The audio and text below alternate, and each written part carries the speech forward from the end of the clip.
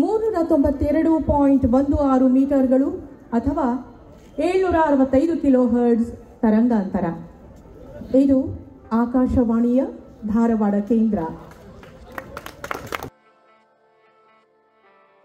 ನೋಡಿ, ಆಕಾಶವಾಣಿಯ ಕಾರ್ಯಕ್ರಮಗಳು ಅಂದ್ರೆ ಎಷ್ಟು ವಿಶಿಷ್ಟವಾಗಿರ್ತವೆ. ಸಾಹಿತ್ಯ ಕಾರ್ಯಕ್ರಮ ವಿದ್ಯಾರ್ಥಿ ಸಂಘದಲ್ಲಿ ನೋಡ್ಬೋದು, ಸಂಗೀತ ಕಾರ್ಯಕ್ರಮ ಸಂಗೀತ ಅಕಾಡೆಮಿಯವರು ಮಾಡ್ತಾರೆ, ರಂಗಭೂಮಿಯ ಕಾರ್ಯಕ್ರಮಗಳನ್ನ ರಂಗಭೂಮಿ ಒಂದು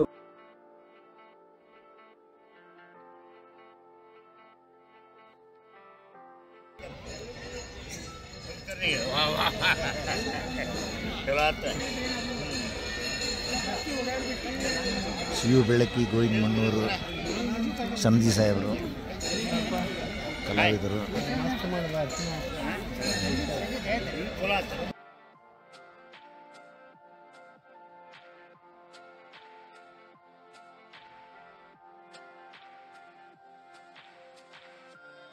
ಆರಂಭ ಮಾಡಿದ ದಿನ ಭಾರತ ಭೂಮಿಯ ಸುವಿಖ್ಯಾತ ಕಲಾವಿದ ಗಂಗೂಬಾಯಿ ಹಾನ್ಗಲ್, ಪಂಡಿತ್ ಕಾಗಲ್ಕರ್ ಬುವಾ ಅವರಂತಹ ಸಂಗೀತ ದಿಗ್ಗಜರು ವಂದೇ ಮಾತರಂ ಗೀತೆಯಿಂದ ಆಕಾಶವಾಣಿ ಧಾರವಾಡ ಕೇಂದ್ರದ ಉದಯಕ್ಕೆ ಮುನ್ನುಡಿ ಬರೆದರು. ಅಂದಿನ ಕೇಂದ್ರ ಸಚಿವರಾದ ಶ್ರೀ ರಂಗನಾಥ ದಿವಾಕರ್ ಅವರು ಧಾರವಾಡ ಆಕಾಶವಾಣಿಯ ಆರಂಭಕ್ಕೆ ಬೆನ್ನು ತಟ್ಟೋ ನುಡಿಗಳಿಂದ ಶ್ರೀಕಾರ ಬರೆದರು.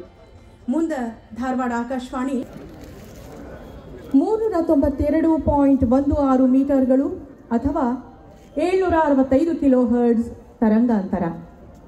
ಇದು ಆಕಾಶವಾಣಿಯ ಧಾರವಾಡ ಕೇಂದ್ರ. ಇವುಗಳ ಧ್ವನಿಗಳೊಳಗ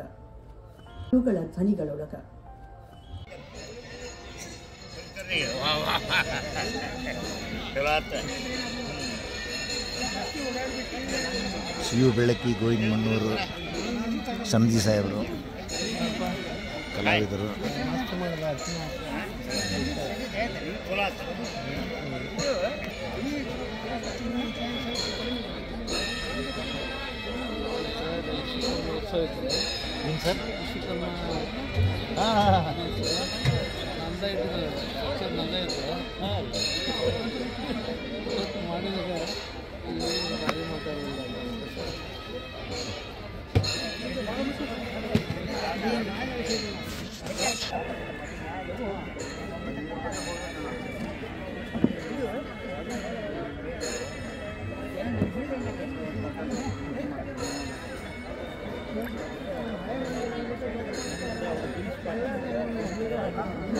ಹೌದು ಸರ್,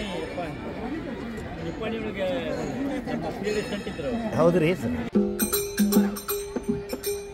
ಹರ ಹರ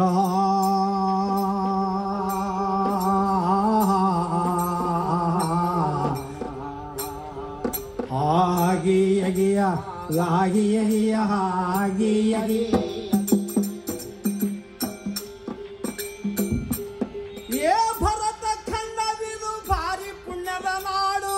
ಇಟ್ಟು ದಿನ ಮಹಾರಾಷ್ಟ್ರ ಮಾಡಿದ್ರಿ ಹಂಗೇನಿಲ್ಲಪ್ಪ. ಮತ್ತೆ ಭರತ ಖಂಡ ಅಂತ ಹೌದು, ನಮ್ದು ಪುಣ್ಯದ ನಾಡು. ಹೌದು, ಭರತ ಖಂಡವಿದು ಭಾರಿ ಪುಣ್ಯದ ನಾಡು. ಭಾರಿ ಭಾರಿ ಮಹಾತ್ಮರು ಉಳಿಸಿದರ ಸೂರಧೀರರು ವೀರ ಮಹಿಳಿನ ಕೀರ್ತಿಯ ಉಳಿಸಿದರ ರೀತಿ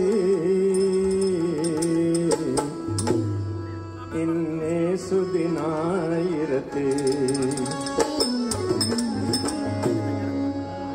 ನೀ ಎಷ್ಟರ ಮೆರಿತಿ ಇನ್ನೇ ಸುದಿನ ಇರತೆ ನೀ ಎಷ್ಟರ ಮೆರಿತಿ ಇನ್ನೇ ಸುದಿನ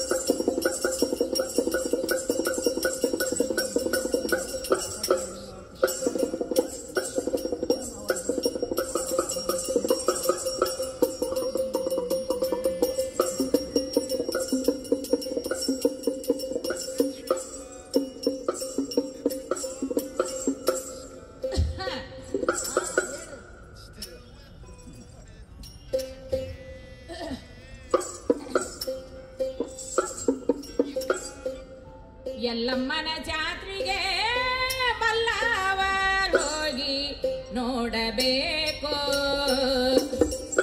ಜಗದಂಬನ ಜಾತ್ರೆಗೆ ಬಲ್ಲವರೋಗಿ ನೋಡಬೇಕು. ಪೊಲೀಸ್ ಪಾಟೀಲ್ ಅವರಿದು. ಶ್ರೀ BR ಪೊಲೀಸ್ ಪಾಟೀಲ್ ಅವರು ತಮ್ಮ ತಂಡದವರೊಂದಿಗೆ ಬಂದು ಈಗ ನಿಮ್ಮ ಮುಂದೆ ಸಾದರಪಡಿಸ್ತಾ ಇದ್ದಾರೆ ಲಾವಣಿ ಪದಗಳನ್ನು. ಕೇಳೋಣ. ಲಾವಣಿ ಪದಗಳು ಶ್ರೀ BR ಪೊಲೀಸ್ ಪಾಟೀಲ್ ಹಾಗೂ ತಂಡದವರಿಂದ.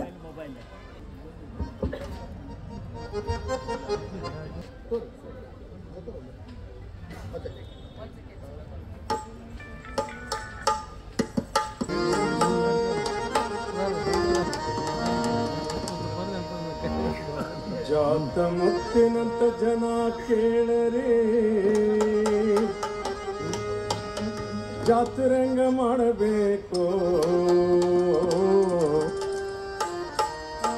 ಹಳಿ ಬಟ್ಟಿ ಹರಿದು ಹೊಸ ಕೌದಿ ಹೊಲದಂಗ ಹಳಿ ಬಟ್ಟಿ ಹರಿದು ಹೊಸ ಕೌದಿ ಹೊಲದಂಗ ಬಾಳೆ ಮಾಡಬೇಕು ಅವತ್ತುಕೊಂಡು ಹೊರದಾಗಿರಬೇಕು ಬಾಳೆ ಮಾಡಬೇಕು ಹೊತ್ತುಕೊಂಡು ಹೊರದಾಗಿರಬೇಕು ಜಾತ ಮುತ್ತಿನಂತೆ ಜನ ಕೇಳರಿ ಜಾತಿರಂಗ ಮಾಡಬೇಕು ನಾವು ನೀವು ಜಾತಿರಂಗ ಮಾಡಬೇಕು ಹಳಿ ಬಟ್ಟೆ ಹರಿದು ಹೊಸ ಕೌದಿ ಹೊಲದಂಗ ಬಾಳೆ ಮಾಡಬೇಕು ಬಾಳೆ ಮಾಡಬೇಕು ಹೊತ್ತುಕೊಂಡು ಹೊರದಾಗಿರಬೇಕು. राग जो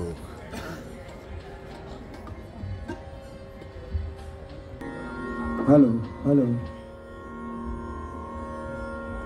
हेलो हेलो हेलो हेलो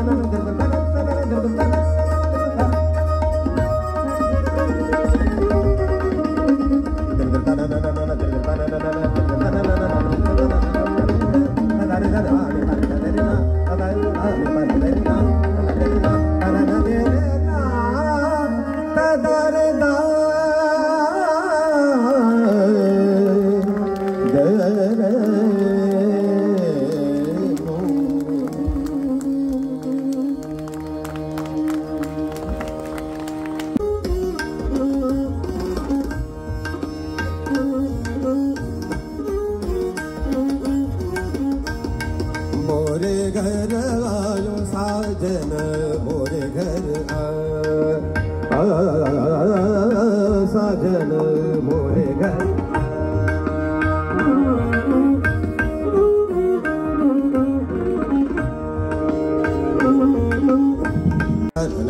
नात दारे दारे दार नादर दारे तुम दारे दारे ना दारे ना ना दारे दारे दारे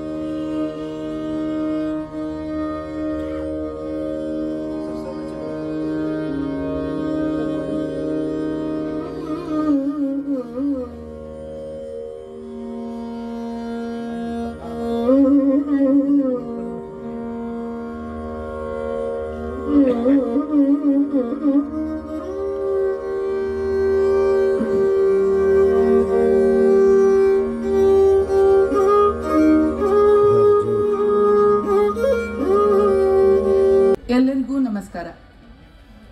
ಆಶಯ ಗೀತೆಯ ಸಡಗರ ಸಂಭ್ರಮದಲ್ಲೇ ನಾವು ಮಿಂದು ತೇಲಾಡ್ತಾ ಇದ್ದೀವಿ. ಆದರೂ ಸಭಾ ಕಾರ್ಯಕ್ರಮದ ಒಂದು ಸ್ವಾಗತ, ಒಂದು ಸಾಮಾನ್ಯವಾದ ಪರಿಪಾಠ.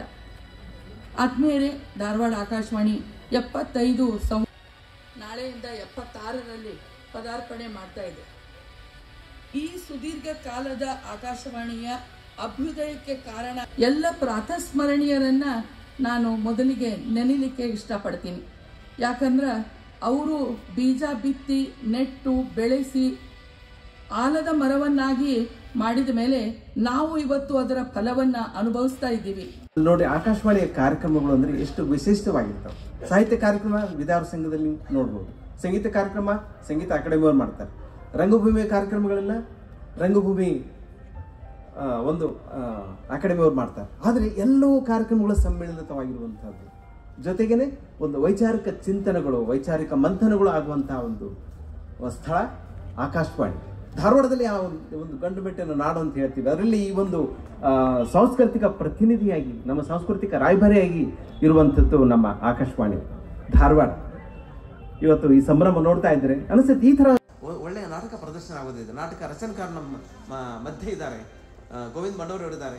ಅವರು ಬರೆದಂತಹ ನಾಟಕ ನಿಮಗೆ ಪ್ರದರ್ಶನ ಆಗೋದಿದೆ. ನಮ್ಮ ಡಾಕ್ಟರ್ ಚೇತನ್ ಕುಮಾರ್ ನಾಯಕ್ ಅವರ ನೇತೃತ್ವದೊಳಗೆ, ಸುರೇಖಾ ಸುರೇಶ್ ಅವರ ನಿರ್ದೇಶನದೊಳಗೆ ಇಂಥ ಒಂದು ಅಂದರೆ ಈ ವೈವಿಧ್ಯತೆ ಏನಿದೆಯಲ್ಲ ಇದು ಬೇರೆಯಲ್ಲಿ ಸಿಗೋದಿಲ್ಲ. ಅದಕ್ಕೆ ಇಂಥ ಒಂದು ವೈವಿಧ್ಯವಾದ ಕಾರ್ಯಕ್ರಮಕ್ಕೆ ತಾವು ಸಾಕ್ಷಿ. ಕುಲದನ್ನದ ಮನುಕುಲವ ನಾವು ಕಟ್ಟತೇವ, ನಾವು ನಾಡ ಕಟ್ಟತೇವ, ಕಟ್ಟತೇವ ನಾವು ಕಟ್ಟತೇವ, ನಾವು ಕಟ್ಟತೇವ. ಒಡೆದ ಮನಸ್ಸುಗಳ ಕಂಡ ಕನಸುಗಳ ಕಟ್ಟತೇವ, ನಾವು ಕನಸು ಕಟ್ಟತೇವ. ಎಲ್ಲರಿಗೂ ನಮಸ್ಕಾರ.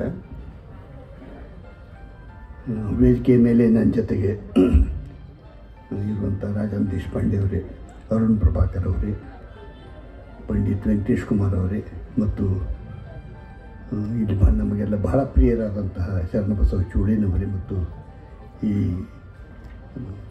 ಇದರಿಗಿರುವಂಥ ಎಲ್ಲ ಕೇಳುಗರೆ, ಆಕಾಶವಾಣಿ ಧಾರವಾಡಕ್ಕೆ 75 ವರ್ಷ, ನನಗೆ 74 ವರ್ಷ. ಮೊನ್ನೆ ಆಕಾಶವಾಣಿ ಧಾರವಾಡದ ಶರಣಬಸವ ಚೋಳಿನವರು ಒಂದು ಸಂದರ್ಶನಕ್ಕೆ ನನ್ನನ್ನು ಕರೆದರು ಮತ್ತು ಇಲ್ಲಿ ಅಂತಾರಾಷ್ಟ್ರೀಯ ಖ್ಯಾತಿಯ ಕಲಾವಿದರಂಥ ಕರಿಯಪ್ಪ ಅಂಜನ್ಮನಿಯವರನ್ನು ಕೂಡ ಅವ್ರು ಕರೆದಿದ್ರು ಅಂತಿಕೊಂಡು, ಆವಾಗ ಅವ್ರು ಕೇಳಿದ ಪ್ರಶ್ನೆಗೆ ನಾನು ಹೇಳಿದೆ ನನಗೆ 74 ಮತ್ತು ಇದು 75, ಹಾಗಾದ್ರೆ ಏನು ಇದಕ್ಕೆ ಸಂಬಂಧ ಅಂತ. ಇಲ್ಲ, ನನ್ನ ಅಕ್ಕ ಆಕಾಶವಾಣಿ ಅಂತಿಕೊಂಡು ನಾನು ಅವ್ರಿಗೆ ಹೇಳಿದೆ.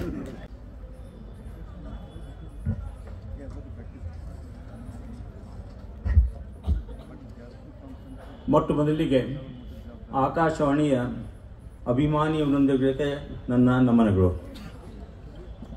ಮುಖ್ಯ ಅತಿಥಿಗಳಾಗಿ ಬಂದಂಥ ಪಂಡಿತ್ ವೆಂಕಟೇಶ್ ಕುಮಾರ್ ಅವರೇ, ಸತೀಶ್ ಕುಲಕರ್ಣಿ ಅವರೇ, ಶ್ರೀಮಾನ್ ಚೋಳಿನವರೇ, ಅರುಣ್ ಪ್ರಭಾಕರ್ ಅವರೇ, ಮಂಜುಳಾ ಪುರಾಣಿಕ್ ಅವರೇ, ಹಿಂದಿನ ಡೈರೆಕ್ಟರ್ಸ್ ಹಾಗೂ ಮುಂದಿನ ಡೈರೆಕ್ಟರ್ಸ್ ಇನ್ನು ಇರ್ಬೋದು, ಯಾರು ಗೊತ್ತಿಲ್ಲ. ಅದೇ ರೀತಿ IG ಸಮದಿ ಅವರೇ, ಗೋವಿಂದ್ ಮಣ್ಣೂರ್ ಅವರೇ, ರಿಕ್ವೆಸ್ಟ್ ಮಾಡಿದ್ರು ಸರ್ ರೆಕಾರ್ಡಿಂಗ್ ಆಗ್ಬೇಕಾದ್ರೆ ಇವನ್ನೆಲ್ಲ ಮಾಡಬೇಡಿ ಸರ್, ರಿಕ್ವೆಸ್ಟ್ ಸರ್ ಅಂತ ಸತ್ಯಕಾಂಬ.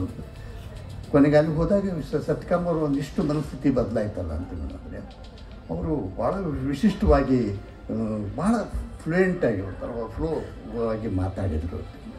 ಇವೆಲ್ಲ ನೆನಪುಗಳು ಇಲ್ಲಿ ಬಂದಾಗ ನನ್ನ ನೆನಪಾಗ್ತದೆ.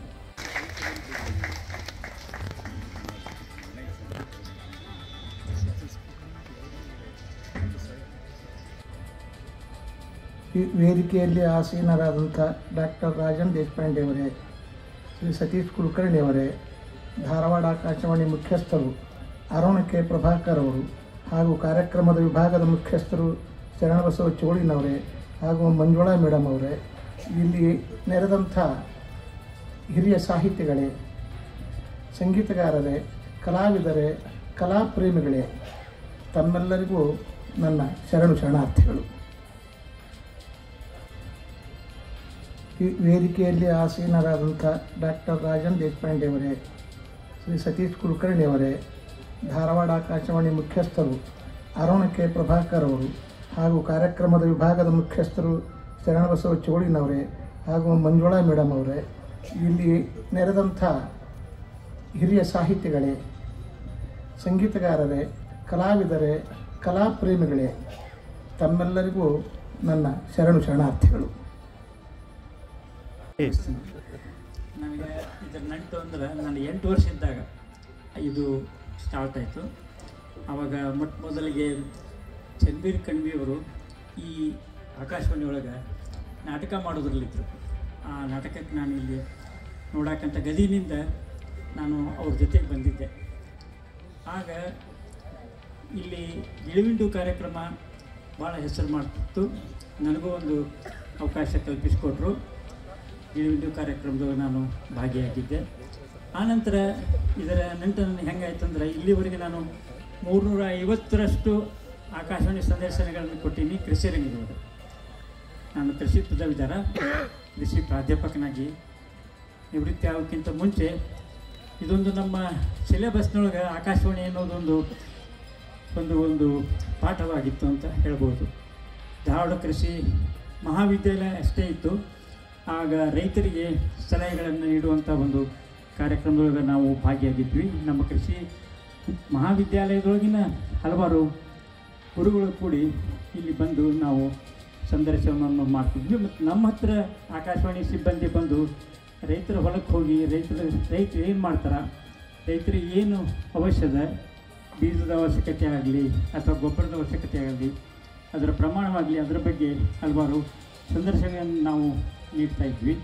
ಇದೇ ರೀತಿ ಆರಂಭವಾದ ನಮ್ಮ ಒಂದು ನಂಟೇನಿದೆ ಅದು ಇನ್ನೂವರೆಗೆ ಇದೆ. ಸುಮಾರು 350ಕ್ಕಿಂತ ಹೆಚ್ಚು ಸಂದರ್ಶನಗಳಲ್ಲಿ ನಾನು ಭಾಗಿಯಾಗಿದ್ದೇನೆ. ಮತ್ತು 60ನೇ ವರ್ಷ ಕಾರ್ಯಕ್ರಮದೊಳಗೆ ನಾನು ಇಲ್ಲಿ ಭಾಗವಹಿಸಲು ಸಿಕ್ಕಿತ್ತು. ವೇಣುಗೋಪಾಲ್ ಅವರು ನಾನು ಇಲ್ಲಿ ಭಾಗಿಯಾಗಿದ್ದು ನೆನೆಸ್ಕೊಳ್ತೀನಿ.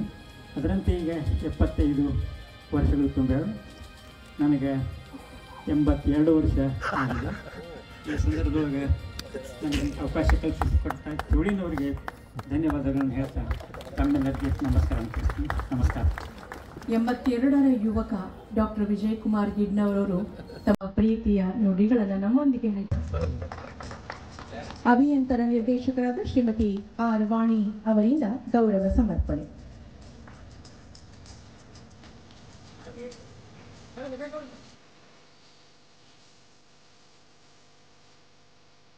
ನಮ್ಮ ಕೋರಿಕೆಯನ್ನು ಮನ್ನಿಸಿ ಗೌರವ ಸಮರ್ಪಣೆಯನ್ನು ಸ್ವೀಕರಿಸಿದ ಡಾಕ್ಟರ್ ವೀಣಾ ಶಾಂತೇಶ್ವರ್ ಅವರಿಗೆ, ಗೌರವ ಸಮರ್ಪಿಸಿದ ಶ್ರೀಮತಿ ಆರ್ ವಾಣಿ ಅವರಿಗೆ ಧನ್ಯವಾದಗಳು. ಡಾಕ್ಟರ್ ಗೋವಿಂದ ಮಣ್ಣೂರ್ ಅವರನ್ನ ನಿಮ್ಮ ಮುಂದೆ ಪರಿಚಯಿಸಲಿಕ್ಕೆ ಅನ್ನೋದಕ್ಕಿಂತ ನಿಮ್ಗೆಲ್ಲರಿಗೆ ಚಿರಪರಿಚಿತರು ಡಾಕ್ಟರ್ ಗೋವಿಂದ ಮಣ್ಣೂರ್ ಅವರು. ಉಪಾಸನೆ ಅನ್ನೋ ಚಿತ್ರದ ಮೂಲಕ ಎಲ್ಲ ವೀಕ್ಷಕರ ಮನದೊಳಗ ಮನೆ ಮಾಡಿ ನಿಂತವರು ಡಾಕ್ಟರ್ ಗೋವಿಂದ ಮಣ್ಣೂರ್. ಅನೇಕ ಚಿತ್ರಗಳು, ಅನೇಕ ನಾಟಕಗಳು ಅಷ್ಟೇ ಅಲ್ಲ, ನಮ್ಮ ಧಾರವಾಡ ಆಕಾಶವಾಣಿಗಾಗಿ ಅನೇಕ ನಾಟಕಗಳನ್ನ ಬರೆದುಕೊಟ್ಟ ಯುವಕ ಡಾಕ್ಟರ್ ಗೋವಿಂದ ಮಣ್ಣೂರ್ ಅವರಿಗೆ ನಮ್ಮೆಲ್ಲರ ಪ್ರೀತಿಯ ಗೌರವ ಸಮರ್ಪಣೆ. ಇವತ್ತ ಅವರು ಬರೆದಂತಹ ಮೊಬೈಲ್ ಮಾವ ತಾವೆಲ್ಲ ವೀಕ್ಷಿಸ್ತಾ ಇದ್ದೀರಿ. ಎಲ್ಲರ ಪರವಾಗಿ ಡಾಕ್ಟರ್ ಗೋವಿಂದ ಮಣ್ಣೂರ್ ಅವರಿಗೆ ಅಲ್ಲಿ ಮೊಬೈಲ್, ಇಲ್ಲಿ ಮೊಬೈಲ್, ಮ್ಯಾಲ್ ಮೊಬೈಲ್, ಕೆಳಗ ಮೊಬೈಲ್, ಮಾಮಾ ಮಾಮಾ ಮೊಬೈಲ್ ಮಾಮಾ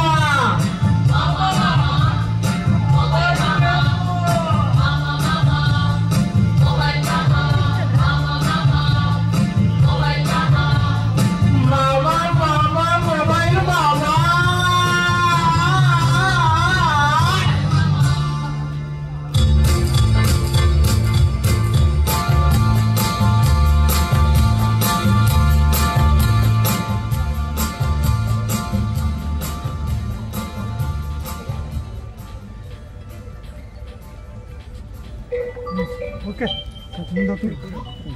Great, sir. Good. Okay. Yes, boss. ಮುಂಜಾನೆಯಿಂದ ಈ ನಂಬರ್ ಮೊಬೈಲ್ ಗಂಟೆ ಹೊಡ್ಕೋತಾನದ ಯಾರು ಫೋನ್ ಮಾಡಾಕತ್ತಾರ ಇಷ್ಟು? ಹಲೋ ಯಾರ್ರಿ ತಾವು? ಯಾರ್ರಿ? ಅಲ್ಲ, ಬೆಳಗ್ಗೆ ಎಷ್ಟು ಸಲ ಫೋನ್ ಮಾಡಾಕತ್ತೀರಿ? ಏನ್ ಬೇಕಾಗೈತಿ ನಿಮಗ? ಯಾರು ಮಾತಾಡೋದು? ಹಲೋ